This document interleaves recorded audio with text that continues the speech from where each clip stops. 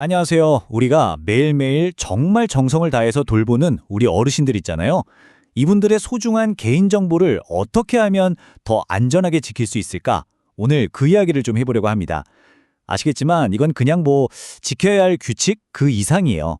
바로 어르신들과 우리 사이에 있는 그 신뢰를 지키는 가장 중요한 약속이라고 할 수 있죠. 자, 오늘 우리가 함께 살펴볼 내용들인데요. 먼저 이게 왜 신성한 신뢰의 문제인지, 그리고 우리가 따라야 할 규칙은 뭔지 알아볼 거고요. 정보가 어떻게 관리되고 또 현장에서 여러분의 역할은 뭔지, 마지막으로 다 함께 어떻게 이 정보를 지켜나갈지, 이런 순서로 진행하겠습니다. 네, 첫 번째 주제, 바로 신성한 신뢰입니다.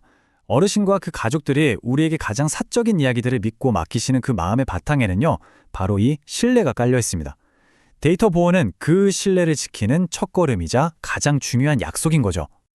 한번 상상해 보세요. 어르신의 건강 기록이나 가족분들과 나눈 상담 내용 같은 것들이요. 만약에 이런 정보가 외부로 유출된다면 어떻게 될까요? 이건 단순히 정보가 새어나가는 걸 넘어서요. 한 사람의 존엄성, 그리고 평온한 일상 자체를 위협할 수 있는 정말 심각한 문제입니다. 그래서 이 정보의 보안이 그 무엇보다 중요한 거예요. 그럼 법에서 말하는 개인정보가 정확히 뭘까요? 여기 보시는 것처럼 이름이나 주민등록번호는 당연하고요.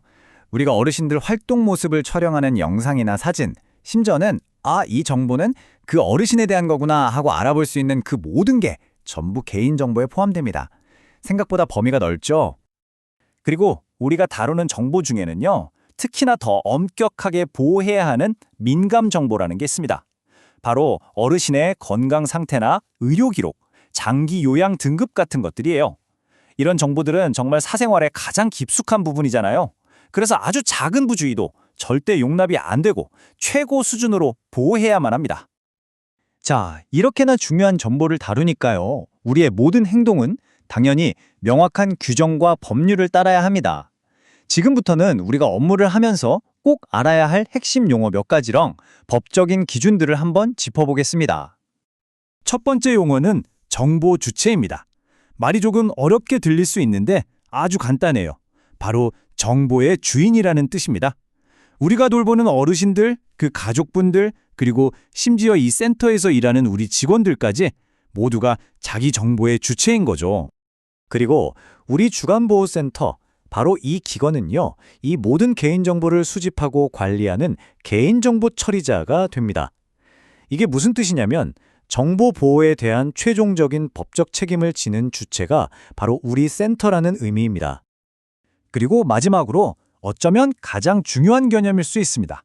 바로 이 자리에 계신 우리 모두가 개인정보 취급자라는 사실이에요. 직책이 뭐든 간에 어르신의 정보를 한 번이라도 다루는 모든 직원은 정보 보호의 최전선에 서 있는 책임자라는 걸 꼭 기억해야 합니다. 우리의 이런 정보 보호 의무는 그냥 만들어진 게 아니고요. 여기 보시는 4가지 법률에 튼튼한 뿌리를 두고 있습니다. 개인정보보호법이 가장 기본이 되는 원칙을 정해주고요. 노인복지법이나 장기요양보험법 같은 법들이 우리 현장에 딱 맞는 구체적인 비밀 유지 의무를 정해주고 있는 거죠. 이게 바로 우리가 따라야 할 명확한 기준입니다. 그럼 어르신의 정보가 우리 센터에 들어오면 어떤 여정을 거치게 될까요? 정보가 처음 수집되는 순간부터 보관되고 활용되다가 마지막에 안전하게 사라지는 그 완전한 생애 주기를 한번 단계별로 따라가 보겠습니다. 모든 것의 시작은 바로 동의입니다. 첫 번째 단계로 우리는 반드시 이용자 어르신이나 보호자분께 동의를 받아야 해요. 그리고 두 번째, 어떤 정보를 왜, 얼마나 오랫동안 보관할 건지 아주 명확하게 알려드려야 합니다. 그리고 정말 중요한 세 번째 원칙, 서비스에 꼭 필요한 최소한의 정보만 수집하는 겁니다. 특히 건강기록 같은 민감 정보는 네 번째 단계처럼 따로 한 번 더 동의를 받아야 하고요.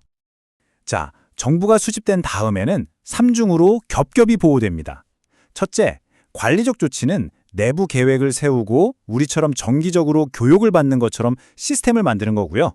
둘째, 기술적 조치는 컴퓨터 파일을 암호화하거나 백신 프로그램을 설치하는 것처럼 기술을 이용하는 보호 방법입니다. 마지막 물리적 조치는 서류 캐비넷을 꼭 잠그고 출입을 통제하는 것처럼 실제 공간에서의 보안을 뜻해요.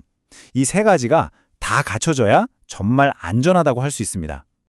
정보 여정의 마지막은 안전한 파기입니다. 법에서 정한 보유기간 보통 5년이 지나면요, 파기할 대상을 먼저 정확히 식별합니다. 그리고는 종이 서류는 파쇄기에 갈고 컴퓨터 파일은 다시는 복구할 수 없게 영구 삭제하는 방법을 택해서 실행하는 거죠.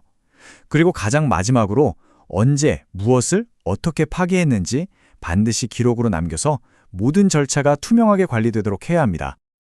자, 지금까지 여러 원칙과 절차들을 살펴봤는데요. 이제부터는 이 모든 게 바로 나의 일과 어떻게 연결되는지, 여러분 각자의 현장에서의 역할과 일상 속에서 뭘 실천해야 하는지 구체적으로 이야기해 보겠습니다. 자, 여기 표를 한번 보실까요? 우리 센터의 관리자님부터 사회복지사, 요양보호사 선생님들, 간호사, 행정직원까지 정말 우리 모두에게 각자의 역할과 책임이 명확하게 나와 있죠. 예를 들면 우리 요양보호사 선생님들은 일상적으로 어르신들을 도와드리면서 알게 된 사적인 이야기들 있잖아요. 이걸 절대 밖에서 이야기하면 안 되는 거고요. 또 간호사 선생님들은 아주 민감한 건강 정보를 다룰 때 꼭 필요한 최소한의 정보만 공유하는 원칙을 지켜주셔야 해요. 네, 정말 우리 모두가 각자의 자리에서 든든한 방패가 되어주는 겁니다. 만약에 정말 만에 하나 정보가 유출된다면 그 결과는 정말 끔찍합니다. 어르신께서는 사생활 침해는 물론이고 금융사기 같은 범죄의 대상이 될 수도 있어요. 우리 기관은 법적인 처벌과 함께 그동안 쌓아온 신뢰를 한순간에 잃게 되겠죠. 그리고 무엇보다 실수를 한 직원 개인에게도 벌금이나 징계는 물론이고 평생 씻을 수 없는 심리적 부담감과 직업적인 오점으로 남게 됩니다. 이 강력한 보안이라는 게 뭐 거창한 게 아니에요. 바로 이런 사소한 일상 습관에서 시작되는 겁니다. 출근해서 캐비넷 잠금 상태 확인하고 잠깐 자리를 비울 때도 컴퓨터 화면 잠그는 습관, 윈도우 키랑 L키 누르는 거요. 그리고 퇴근 전에는 책상을 깨끗하게 정리하는 것. 이런 작은 실천 하나하나가 모여서 우리 모두를 지키는 아주 견고한 벽이 되는 겁니다. 네, 이제 마지막 장입니다. 개개인의 노력도 물론 중요하지만요. 결국 정보 보호는 우리 모두가 한 팀이 되어서 함께해야 완성될 수 있습니다. 어떻게 하면 우리 센터를 그 누구도 뚫을 수 없는 정보 보호의 요새로 만들 수 있을지 우리의 공동 약속에 대해 이야기 나눠보겠습니다. 물론 사고는 아예 안 일어나는 게 최선이죠. 하지만 만에 하나 유출 사고가 터졌을 때 가장 중요한 건 신속한 초기 대응입니다. 뭔가 문제가 있는 것 같다 의심이 들면 즉시 책임자에게 보고해서 더 큰 피해를 막는 게 바로 1단계예요. 그 후에 신고하고 당사자분께 알리고 다시는 이런 일이 없도록 대책을 세우는 거죠. 여러분의 빠른 보고가 피해를 최소화하는 첫 단추라는 걸 꼭 기억해 주세요. 이 말에 꼭 기억해 주셨으면 좋겠습니다. 개인정보 보호는 우리가 지켜야 할 법적인 의무이기도 하지만 동시에 우리가 섬기는 어르신들에 대한 존중과 신뢰를 표현하는 윤리적 책임이기도 합니다. 이게 바로 우리 일의 핵심 가치라고 생각합니다. 오늘 교육을 마치면서 이 질문을 각자 마음에 새겨주셨으면 합니다. 나는 오늘 어르신들의 신뢰를 지키기 위해 무엇을 했는가? 여러분의 매일매일의 그 수고와 헌신이 어르신들의 평온한 하루를 만듭니다. 경청해 주셔서 정말 감사합니다.